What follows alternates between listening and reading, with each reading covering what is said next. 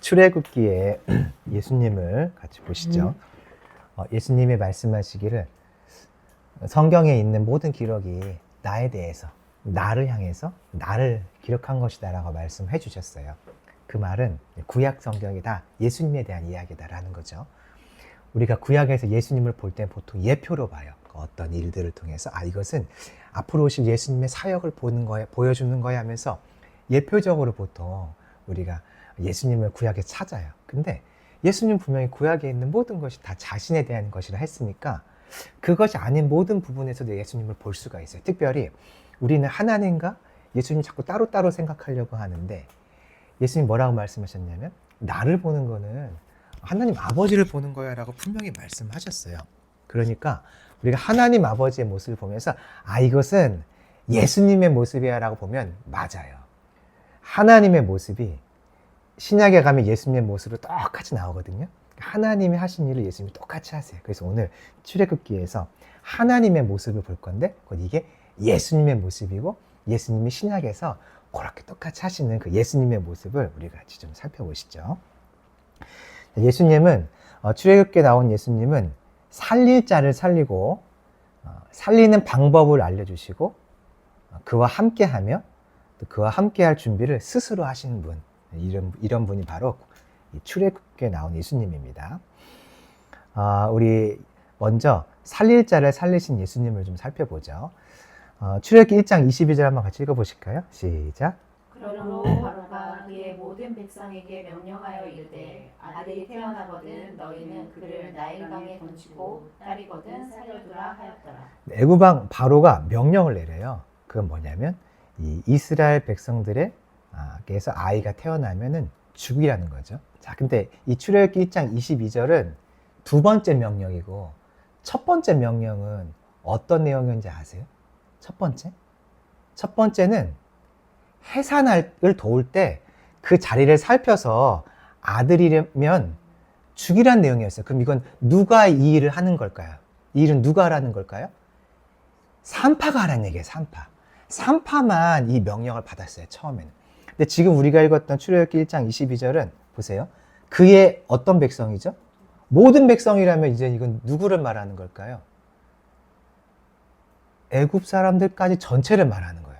물론 고센 땅에 이스라엘이 주로 살기 때문에 같이 사는 건 아니었겠지만 종들이었으니까 일할 때 만나게 될 거고 보게 될 거고 이 배가 불러오는 것도 보게 될 거고 결혼하는 것도 다 알게 될 거 아니에요. 그러니까 이제는 이 아들을 낳나 안 낳나 감시하는 눈이 산파에서부터 애굽에 있는 모든 백성으로 바뀌어진 거죠. 그런데 이 명령을 누가 어기냐면 일단 산파들이 먼저 어겼고 그 다음에 모세의 엄마가 이제 어기죠. 출애굽기 2장을 봤더니 이 모세의 엄마가 임신했는데 아들을 낳고서 뭐라고 하냐면 그의 잘생긴 것을 보고 석 달 동안 그를 숨겼다라고 얘기해요. 근데 아이가 엄마 뱃속에서 양수에 불어 있다가 나오면 사실은 잘생기진 않았어요.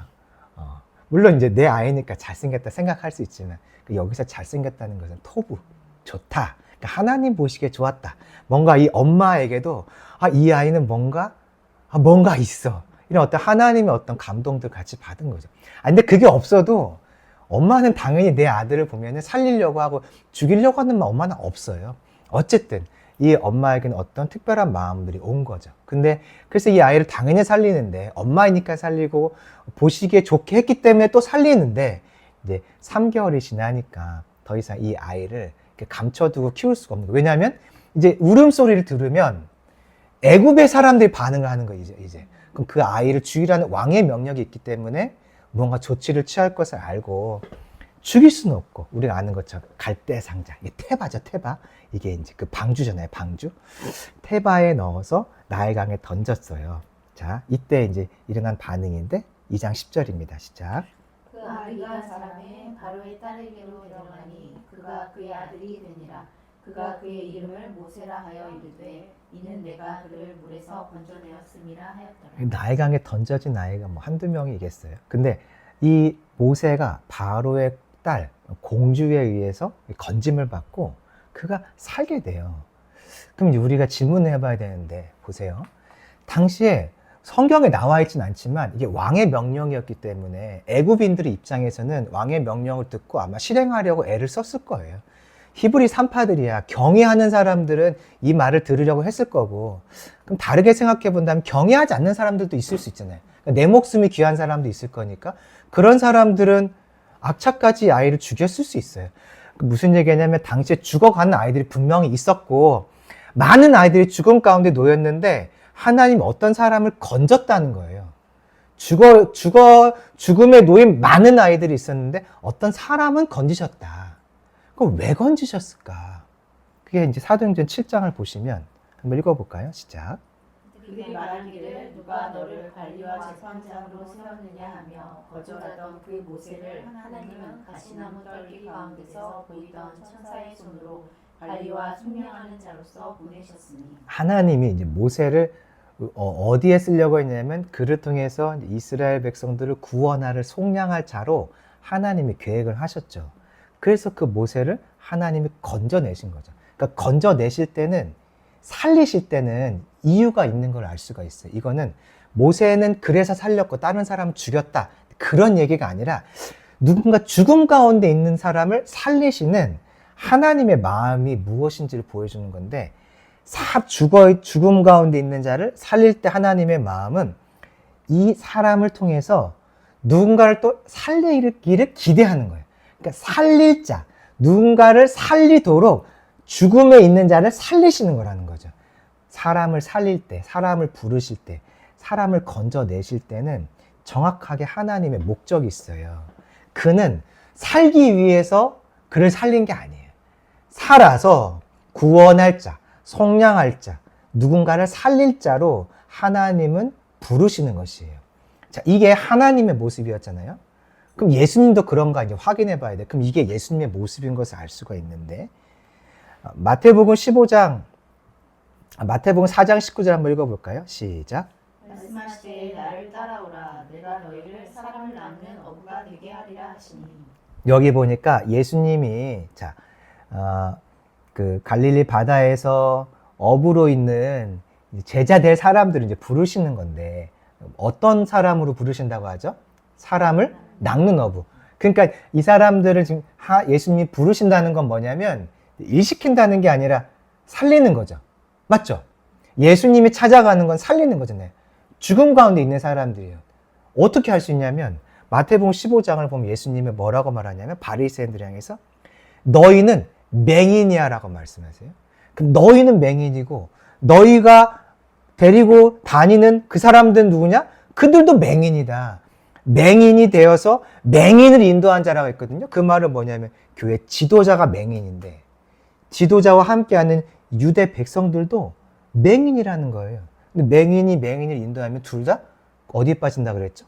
구덩이에 빠진다 그랬어요. 그 얘기는 지도자도 영적으로 죽어 있고, 지도자가 죽어 있으면 그와 함께하고 있는 사람들은 살아있나요? 아니에요.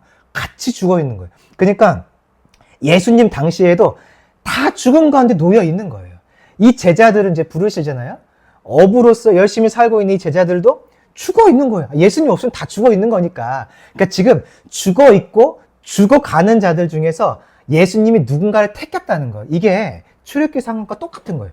죽어가고 있고 죽음의 명령에 내려져 있고 죽음 가운데 있는 자를 누군가를 하나님이 부르셨는데, 그것과 똑같이 죽음 가운데 있는 이 유다 시대에 예수님이 오셔서 죽음 가운데 있는 어떤 자들을 건지신다는 건데, 왜 건지셨나 봤더니 사람을 낚으라고, 사람을 살리라고. 그 예수님은 어떤 분이냐면 살릴 자를 살리시는 분이에요. 그럼 사람을 살리는 목적이 누군가를 살리도록 하려고 부른다, 이런 거죠. 부르심의 목적은, 살리심의 목적은 정확하게 있어요. 살리는 거. 모든 사람이 마찬가지예요. 최근 저한테 있는 가장 큰 두드림은 살려고 사냐, 살리기 위해서 사냐. 이게 저한테 가장 큰 두드림이에요. 나를 위해서 사는가? 하나님을 위해서 사는가? 내 뜻을 위해서 사는가? 부르심을 위해서 사는가? 2주 전에 수요일 날 저녁에 운동하다 이걸 깨닫고 길거리에서 운동하다 막 울면서 운동을 했어요. 그리고 저번 주 목요일 날 이걸 다시 한번 마음에 깊이 깨닫게 해주셔가지고 밤에 하염없이 울었어요. 슬프더라고요. 뭐가 슬프냐면 이게 다 아는 이야기인데 제 삶이 계속 나를 위해서 어떻게 하면 내가 잘 될까? 내가 더 나다운 인생이 될까? 제가 그걸 끊임없이 고민하고 있는 제 모습이 너무 슬픈 거예요. 하나님은요, 우리를 부르실 때 살리셨는데 정확하게 목적이 있어요. 살라고 부르신 게 아니에요. 절대로. 잘 살아라. 행복하게 잘 살아라. 절대 그게 아니라 너는 이제 살려라. 이게 하나님의 목적인 거죠. 근데 사람이 내가 순종하는 일을 하면서 자기 스스로 자기 자신을 감출 때가 많아요. 그 일들 속에 나의 영광을 향한 기대가 분명히 있거든요. 근데 그거를 어떤 순종하는 일과 사역, 사명이라는 이름으로 자꾸 포장하는데 포장을 잘 들춰내서 살살 보면은 사실 그 안에 자기가 너무너무 많은 것을 알 수 있죠. 예수님은 살리도록 사람을 살리시는 분이세요. 자, 그러면 예수님은 어떤 분이시냐면 이제 사람을 살리도록 부르셨잖아요. 그럼 너 알아서 살려라 그게 아니라 살리는 방법을 몸소 보여주시는 분이 바로 예수님인 거죠. 그냥 살리도록 부름받았다고 해서 살릴 수 있는 게 아니에요. 봐야 돼요. 어떻게 살리는지. 자, 출애굽기 12장 13절 보실까요? 시작. 내가 애굽 땅을 칠 때에 그 피가 너희가 사는 집에 있어서 너희를 위하여 표적이 될지라. 내가 피를 볼 때에 너희를 넘어가리니 재앙이 너희에게 내려 멸하지 아니하리라. 어린 양의 피가 흘려질 때 하나님의 재앙과 심판이 넘어가요. 근데 이 어린 양의 피는 우리가 잘 알고 있죠. 고린도전서 5장 7절입니다. 시작. 너희는 누룩 없는 자인데 새 덩어리가 되기 위하여 묵은 누룩을 내버리라. 우리의 유월절 양 곧 그리스도께서 희생되셨느니라. 여기 보니까 유월절 양은 곧 누구죠? 그리스도께서 희생되셔서 유월절 양으로 희생되셔서 무엇이 넘어가나요? 출애굽기 12장에서 재앙이 넘어가죠.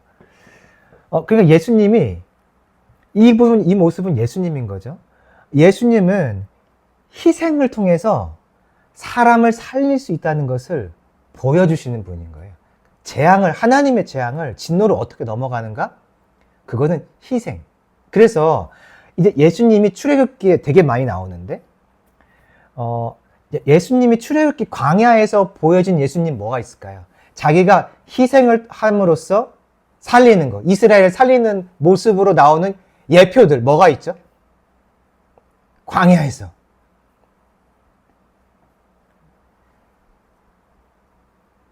목이 말라요. 그때 목이 마를 때 물이 어디서 나오나요? 반석에서 나와요. 반석을 근데 모세가 어떻게 하죠? 쳐요. 반석이 쪼개짐으로 그 안에서 물이 나와가지고 이스라엘이 그 물을 마시죠. 예수님이 성경에서 뭐라고 하죠? 반석. 예수님이 반석. 그 반석은 곧 그리스도라. 다 같은 신령한 음료를 마셨으니 이는 그들을 따르는 신령한 반석으로부터 마셨음에 그 반석은 곧 그리스도라. 그 반석은 그리스도. 예수님이 깨어지고 예수님이 쪼개질 때 예수님을 통해서 이 땅에 성령이 오시잖아요. 물은 또 성령이니까. 예수님이 희생을 통해 그의 백성들을 살렸어요. 또 뭐가 있을까요? 희생을 통해서 사람을 살리는 것을 보여주는 장면, 광야에서. 이건 민수기에 나오는 내용인데요. 뭐가 들려지죠?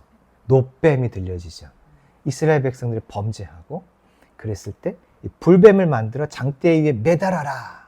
물린 자마다 그것을 뭐 하면 살죠? 보면 산다고 돼 있어요. 이게 약속이죠. 너희들은 봐. 그러니까 명령에 따라서 봐. 보면 살아. 근데 뭔가가 노뱀이 높이 올려지는데 이것을 요한복음에서 뭐라고 하냐면 모세가 광야에서 뱀을 든 것 같이 인자도 들려야 하리니까 예수님 보여주는 거잖아요. 예수님이 십자가에서 높이 올라가 들려짐으로 죽으실 때 그것을 본 자들이 살았어요.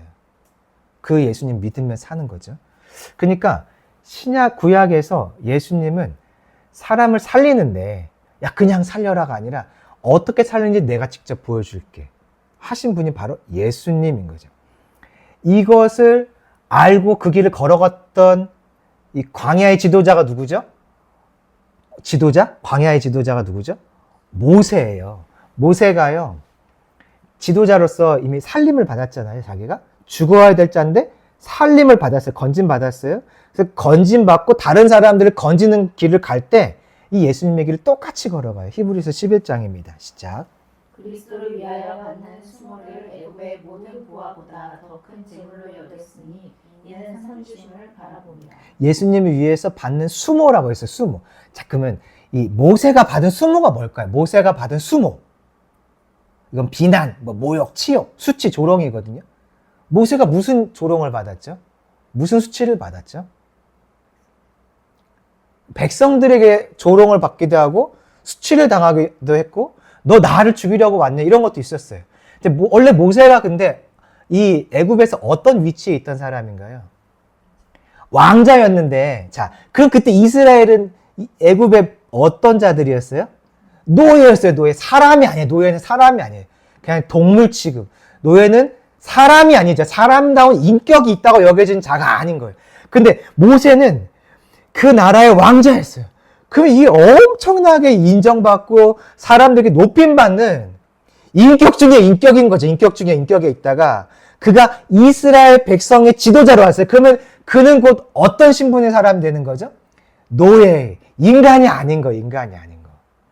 그러니까 모세가 받은 여러 가지 수치가 있는데 그게 뭐냐면 내 민족과 같이 나의 인격이 동물보다 어떤 물건보다 못한 인격이 사라지는 그런 수치와 조롱을 당한 거죠. 자기가 죽어진 거예요. 그래서 이스라엘을 살리게 되는 거죠. 살리도록 부름받은 자가 해야 될 게 있는데 어떻게 살리냐 했을 때 죽음으로 살리는 거죠. 죽음으로. 그러니까 우리는요. 구원받았다는 건 뭐냐면 죽음으로 초청받은 거다. 이거 똑같아요. 이 살리는 방법은 진짜로 죽어야 돼요. 그렇죠? 실제로 죽어야지 살리는 사람들이 있죠. 선교사님들. 그리고 또 실제로 그 순교하시는 분들이 있죠. 근데 우리가 다 순교하지는 않아요. 목숨을 잃지 않고 보통 우리는 뭐가 죽어야 다른 사람을 살리죠? 자아가 죽어야 돼. 왜 자아가 죽어야 다른 사람을 살릴까요? 왜 자아가 죽어야 사람을 살리죠?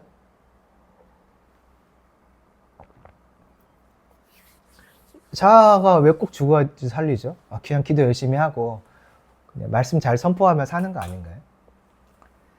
이 사람을 살리려고 해보면 해볼수록 느끼는 게 뭐냐면 생각대로 안 된다는 거예요. 사람이요, 나는 살리고 싶어도 그 사람을 향한 하나님의 정확한 살리는 하나님의 방법이 있어요. 이 사람에 맞는, 이 사람의 인생, 과거, 그의 가정 환경, 그가 그 살아왔던 삶의 길, 현재의 상황, 그의 성향, 성격, 그가 기대하는 것, 여러 가지가 있는데 이거를 정확하게 알아서 그 사람이 구원받을 수 있도록 정확한 포인트를 아시는 분은 하나님이더라고요. 신기한 게 뭐냐면 이렇게 보면 저 사람 좀 도와주면 좋겠다 그런 사람들 있잖아요. 근데 그 사람은 나한테 도와달라고 한 적이 없어요. 근데 내 마음이 쓰이는 거죠. 그래서 내가 마음에 쓰여서 그 사람을 뭔가 건져내 주려고 하면 진짜 재밌는 일이 많이 있는데 뭐냐면 막힐 때가 되게 많아요. 그래서 제가 이제 하다가 알았어요. 도와달라고 안 하는 사람을 굳이 열심히 도울 필요는 없구나. 그러니까 이게 포기가 아니라 때가 아닌 거야, 아직. 그 사람은 받을 준비가 안 되는데 막 내가 뭔가를 준다고 해서 받아지지가 않더라고요. 제가 이제 그 북한 선교에 부르심이 있다고 해서 이제 우리가 여기까지 왔는데 3년 동안 별로 여기에 이렇게 집중하지 않았어요. 그런데 이제 하나님이 기회를 주셔가지고 탈북민 가정들을 이렇게 섬길 수 있는 길들이 있었죠. 그래서 이제 탈북민 가정에 있는 남편, 이제 중국 사람인데 이분을 이렇게 섬기는데 저 답답한 거예요. 답답해. 못 알아듣지 왜 이렇게 한참 동안 같이 줌으로 모임을 했거든요. 거의 2년을 매주마다 했는데 답답한 거예요. 너무 답답하고 힘들고 그래서 더 이상 모임하고 싶지 않다. 이제 그런 마음이 드는 어떤 순간들이 있었고 결국 이제 모임을 얻는 순간이 돼서 끝났어요. 그리고 나서 몇 개월이 지났는데 다시 이제 그 훈련 에스더에서 받는 훈련을 받다가 이분이 저랑 다시 매칭이 됐는데 이전에는 여러 사람이 같이 조에 있었어요. 그러니까 이분 때문에 막 속이 터져도 괜찮은 거예요. 다른 분들이 있으니까. 근데 3명이서 시작했는데 1명이 나가면서 1대1이 된 거예요. 지금 이제 이번 주까지 18주째 같이 모임했거든요. 속이 터지는 거예요. 속이 터져. 둘이서 1시간을 이 모임을 또 해야 돼. 시간을 채워야 돼요. 또 이 모임은 반드시. 그러니까 시간을 채우는 모임을 해야 되는데 너무너무 힘든 거예요. 왜 힘드냐면 말을 하면 잘 못 알아들으시고 알려주면 자꾸 반대하고 이런 거라고 하면 자꾸 뭔가 변명하시고 순종도 안 되고 내도 안 되고 힘들다. 이게 왜 힘든가 어느 날 봤더니 그분이 힘든 게 아니라 제가 문제였어요. 제가 제 방법, 내가 아는 상식, 내가 아는 방법대로 이분을 가르치려고 계속 했던 거예요. 그러다 어느 날 그걸 깨닫고 이거 딱 내려놨어요. 내려놓고 그냥 이분을 있는 그대로 받아주자. 그때 이분이 처음으로 자기 속 얘기들을 하시더라고요. 제가 속 얘기를 알고 가정 환경 이야기를 알고 지금의 어떤 상황들을 이제 3년째 알아가고 있는데 한 번도 얘기한 적이 없으니까 제가 이분이 항상 하는 행동이 너무 이해가 안 되는 거예요. 근데 본인의 이제 삶의 이야기를 처음 하시는 거예요. 제가 마음을 놓고 있으니까 이분이 얘기를 하시더라고요. 얘기를 듣고 나니까 다 이해가 되는 거예요. 그 사랑스럽더라고요. 16주 차에 제가 우리 간사님께 이제 보고서를 쓰면서 했어요. 제가 문제였습니다. 이분이 문제가 아니라 제가 문제였는데 그걸 깨닫게 해주셔서 너무 감사합니다. 이제는 조고 모임이 행복합니다. 이러고 제가 이 보고서를 썼어요. 이 사람이 죽어야 산다고 생각하고 이 사람을 죽이려고 계속 선한 방법으로 죽이고 말씀도 막 주고 가르치고 했는데 아니더라고요. 진짜 신기한 게 제가 이 사람을 바라본 저의 시각, 생각들이 다 죽으면 이 사람을 살릴 길들이 열린다는 걸 알았어요. 내가 죽어야 사는구나. 내가 죽어야 살릴 수 있구나. 깨닫고 제가 이제 어저께부터 그 탈북민 예배에 이제 참석하기로 했어요. 여기서 가려면 2시간이 걸려요. 2시간. 근데 제가 그래서 안 갔어요. 왜냐하면 2시간 걸려서 할 일이 아니다 생각이 들어가지고 그동안에. 근데 부르심이 여긴데 그럼 내가 사람을 살리려면 내가 죽어야지 하고 그럼 2시간 가자. 왕복 4시간이거든요. 근데 가자. 내가 죽고 내 시간도 내어드리고 내가 죽으면은 뭔가 이 부르심 원래 나를 향하신 부르심이었으니까 우리 교회를 향하신 부르심이었으니까 사람을 살릴 기회가 생기겠지. 난 살리도록 부름받아자니까 내가 죽으면 살릴 수 있겠지 하고 이제 저번 주부터 어저께부터 나가기로 했고 가서 거기 조장님께 말씀드렸어요. 다음 주부터 계속 옵니다. 이러면서 이제 저도 이제 배수의 진을 치는 거죠. 나 분명히 간다. 이렇게 하고 죽어야 살리더라고요. 진짜 죽어야 살리더라고요. 많이 경험케 하셨어요. 근데 그게 예수님이 우리에게 보여주신 것이죠. 그 예수님은요, 사람을 살렸잖아요. 혼자 가라고 하지 않고 그와 함께 하고 싶어 하세요. 자, 이제 이것을 볼 거예요. 하나님이 성막을 지으라고 하시면서 이렇게 말씀하세요. 출애굽기 25장입니다. 시작. 내가 그들 중에 거할 성소를 그들이 나를 위하여 짓되. 여기 보니까 성소를 나를 위해 지어라. 성막을 지으라는 거죠. 왜 지어라 하는가 봤더니 29장입니다. 시작. 이는 너희가 대대로 여호와 앞 회막문에서 늘 드릴 번제라. 내가 거기서 너희와 만나고 내게 말하리라. 자, 여호와 앞 회막 문이라고 했어요. 그럼 이 회막 문이라는 것은 누구 앞에 있는 거예요, 지금? 누구 앞에? 여호와 하나님 앞에. 자, 사람이 누군가 앞에 서요. 누군가 앞에 서고 만나게 돼요. 그럼 뭐 해요, 제일 먼저? 인사하잖아요. 그러니까 회막 문 앞에 선다는 건 뭐냐면 여호와 앞에 서는 것이고 여호와 앞에 선다는 것은 곧 하나님과 대화한다, 만난다 그런 거죠. 그래서 주님 뭐라고 하시냐면 내가 어디서요? 거기서 너희와 만나고 말하리라. 주님이 하나님이 성막을 왜 만들었냐면 함께 거하고 싶으시대요. 저기 CCTV처럼 내 감시해야지 그게 아니라 얘기하고 싶어. 나랑 좀 만나자. 근데 야 우리 장소 어디로 하지? 회막으로. 회막. 그럼 회막이 뭐예요? 만들어. 거기서 계속 만나자. 주님의 마음은 그거였던 거죠. 그래서 그 회막에 임재하심으로 출애굽기 40장에 이스라엘과 만나세요. 이게 예수님이 그렇게 하셨어요. 예수님. 요한복음 1장 14절입니다. 시작. 말씀이 육신이 되어 우리 가운데 거하심에 우리가 그의 영광을 보니 아버지의 독생자의 영광이요 은혜와 진리가 충만하더라. 자, 말씀은 예수님이고 예수님이 육신이 되어서 자, 어디에 거하신다고 하죠? 우리 가운데 거하심에. 거하심에가 뭐냐면은 장막을 치다라고 하는 단어예요. 장막을 치다. 성막을 치다. 장막을 치다. 그러니까 구약에서 성막을 치는 것과 신약에서 예수님이 거하신다는 게 같은 의미인 거죠. 예수님이요.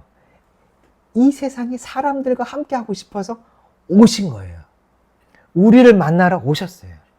예수님은 사람을 살리도록 부르세요. 살리신 다음에 이렇게 살리는 걸 가르쳐 주시고 이제 너 길 가. 그게 아니죠. 함께 하기를 원하시는 분이 주님이세요. 그래서 예수님이 얼마나 사람과 함께 하고 싶으시면요. 예수님이 사실 오실 때 그 구약에서 보면은 그 하나님이 이 땅에 오셔서 사람들 눈에 보여질 때가 있어요. 그때 보통 뭐라고 표현하는지 아세요? 여호와의 뭐죠? 여호와의 호랑이 말고 사자. 여호와의 사자라고 할 때 보통 하나님이 보이는 모습으로 찾아온단 말이죠. 그렇게 오셔도 돼요. 그쵸? 예수님이 어차피 거하실 거면은 그냥 성인으로 어떤 청년의 모습으로 30세부터가 보통 유대 지역에서는 이제 선생님의 역할들을 하는 거니까 그럼 한 30세쯤의 모습으로 그냥 찾아오셔도 아무 문제 없어요. 그쵸? 근데 예수님이 이 땅에 제일 먼저 무엇으로 오셨죠? 무엇으로? 태중에 태아로 오셨단 말이죠. 그러면 태아로 왔다는 것은 영양분을 누구로부터 공급받는 거죠? 엄마의 탯줄로부터 공급받잖아요. 얼마나 우리와 함께하고 싶으셨으면 그 사람의 몸에 영양분을 받으면서 마치 의존적으로 사는 것처럼 사람과 하나 되어서 하나 된 모습으로 이 땅에 오셨어요. 그렇게 함께하고 싶었다는 거예요. 자, 근데 예수님이 이 땅에 태어나셨어요. 형제들이 있어요. 3명의 남자 형제들과 몇 명인지 알 수 없지만 복수의 여자 형제, 자매들. 가정 안에서 예수님이 있으면 항상 평안했을까요? 6명이 사는 아이가 6명이에요. 안 싸우고 항상 잘 지낼까요? 불가능한 거예요. 예수님이 이 땅에 오셨는데 못 볼 걸 다 보면서 사신 거예요. 그만큼 사람이랑 같이 있고 싶으셨어요. 그냥 30살의 모습으로 이 땅에 사람의 모습으로 오셔도 돼요. 근데 예수님 그렇게 안 하셨어요. 너무 같이 있고 싶으니까 사람의 몸으로 오시고 몸 속으로 오시고 그 가족들과 함께 그 동고동락하면서 그 삶을 다 보시면서 이 땅에 오신 분이 바로 예수님인 거예요. 그 이제 질문해 봐야 돼요. 예수님은 나와 함께 하고 싶어 하는데 나는 예수님과 함께 하고 싶어 하나? 예수님은 이 정도로 함께 하고 싶어 했는데 나는 예수님과 이 정도로 함께 하고 싶어 하는가? 이거 좀 점검을 해 봐야 돼요. 사명보다 앞서는 게 뭐냐면 예수님과 함께 하고 싶은 마음을 갖는 거예요. 동행이 더 중요해요. 동행 반대로 하면 뭐죠? 행동이죠. 우리는 행동을 더 중요시해요. 행동은요, 결과예요. 뭐의 결과인지 아세요? 동행의 결과예요. 우리가 말씀대로 왜 살죠? 하나님의 말씀이기 때문에, 정확하게 말하면 하나님이 나의 주인인 것을 이제 알기 때문에 내가 잘 몰라서 인식하지 못해서 그렇지만 주님이 내 안에 들어오셨기 때문에 행동하는 거예요. 그러니까 행동보다 중요한 게 뭐냐면 동행인 거예요. 행동은 열매거든요. 동행은 뭔지 아세요? 나무로 치면? 열매가 왜 맺혀질 수 있죠? 뿌리에서부터 양분이 올라오기 때문에 열매가 맺어지죠. 동행은 뿌리예요. 열매는 뭐냐면 행동은 열매예요. 무엇이 중요해요? 뿌리가 중요해요. 뿌리가. 밑둥에 다 잘려도요. 되게 신기한 거 아시죠? 밑둥에 잘려도 저 어딘가에서 다시 이렇게 가지가 튀어나와요. 그래가지고 밑둥 잘린 의자 같은 나무에 가지가 나오면 다시 거기서 또 이렇게 자라나기 시작해요. 그럼 열매 맺힐 수 있을까요? 없을까요? 열매 맺힐 수 있어요. 중요한 건 동행이에요. 함께 하는 거. 동행은 상급이거든요. 행동은 상급이거든요. 그럼 동행은 뭔지 아세요? 관계예요. 관계가 있기 때문에 하늘의 상급도 받을 수 있는 거예요. 관계가 있기 때문에 상급도 주어지는 거예요. 우리의 천국의 기업은 하나님이 나의 아버지 되셨기 때문에 받는 거예요.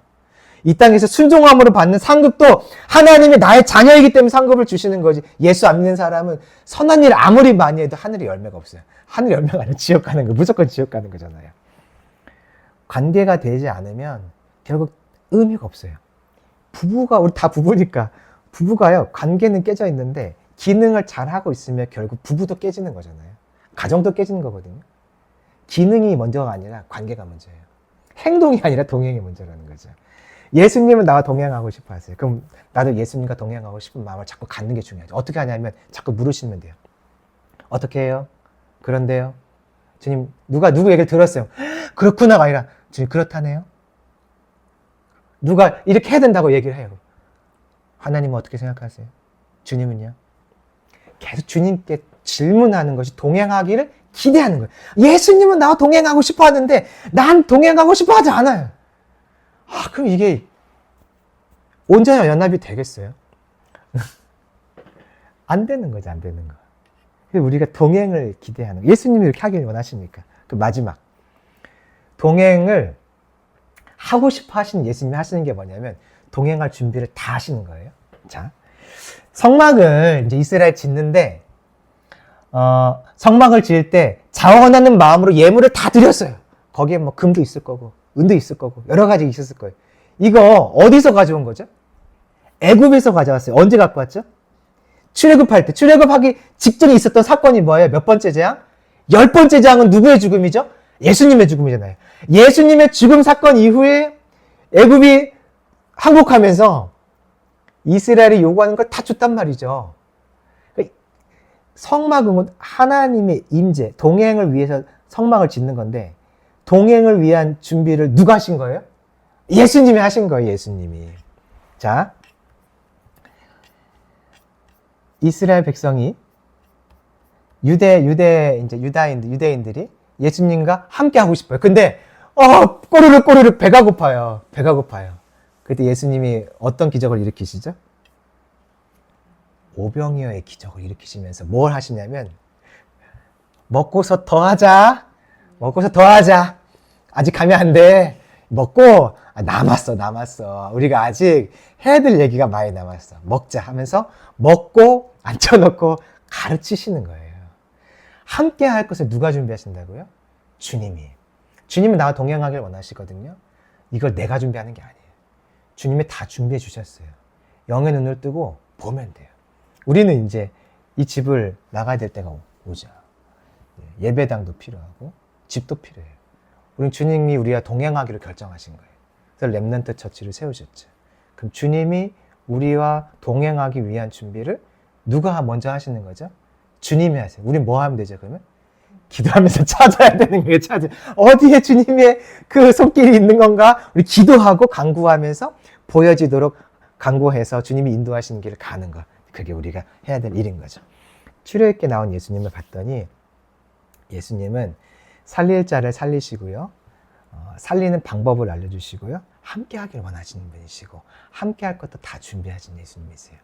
이 예수님을 오늘 기억하면서 부르심을 상에 살고 또 이 예수님을 기억하면서 나와 함께 하길 원하시는 그 예수님과 나도 계속 깊은 동행을 했으면 좋겠다. 기도했으면 좋겠어요. 행동이 먼저가 아니라 동행이 먼저예요.